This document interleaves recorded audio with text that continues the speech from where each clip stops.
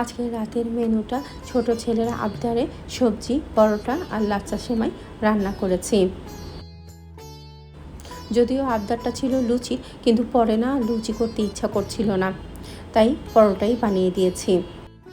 প্রতিদিন তো সকালবেলা, দুপুরবেলা রান্না, আবার সন্ধ্যার নাস্তা সব কিছু করে না আবার পরবর্তীতে রাতে যে রান্না বান্না করতে হয় না, আর ইচ্ছা করে না। আর সারাদিনে তো ঘর গুছানোর কাজে তো সময় কেটেই যায়, তারপরে শেষের দিকে আর রান্না করতেই ইচ্ছা করে না, মানে রান্নাঘরে তো ঢুকতেই ইচ্ছা করে না।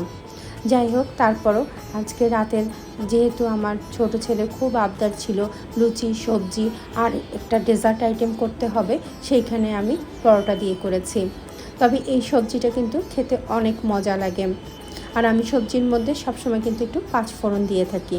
পাঁচফোড়নের অ্যারোমাটা সবজিতে কিন্তু খুব সুন্দর লাগে, আমার কাছে কিন্তু ভালো লাগে।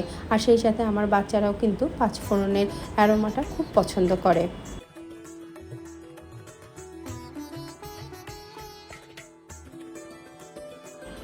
এই সবজিটা কিন্তু চাইলে কিন্তু সকালবেলাও করা যায়।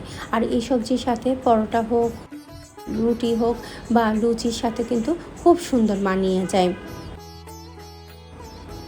ওদের যেহেতু পরীক্ষা চলছে, সেই জন্য আমি চেষ্টা করি একটু ওদের পছন্দ মতো কিছু বানিয়ে দিতে।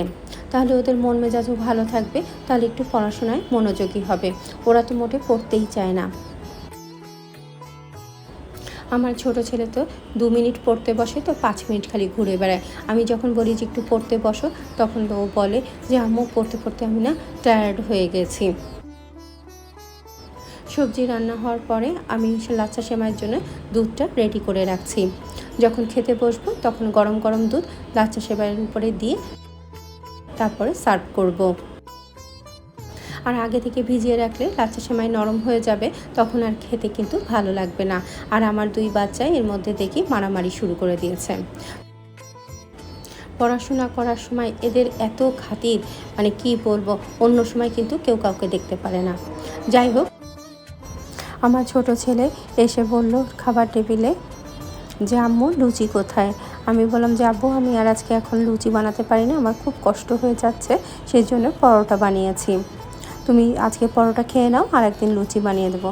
কিন্তু আমার ছোট ছেলের মনটা খুব খারাপ হয়ে গেল, কারণ ও খুব আশা করেছিল লুচি দিয়ে খাবে। আমি ওকে যেহেতু আশ্বস্ত করেছি যে সামনে আবার লুচি দিয়ে অন্য কোনো তরকারি রান্না করে দেব, সেটা শুনে ওর মনটা একটু ভালো হয়ে গেল। আর আজকে রাতের ডিনারটা শুধু 2 বাচ্চার জন্য না, আমাদের সবার জন্য। খুব মজা লেগেছিল পরোটা দিয়ে সবজি দিয়ে খেতে। আজকে এতটুকুই। সবাই ভালো থেকো, সুস্থ থেকো আর নিজের প্রতি খেয়াল রেখো।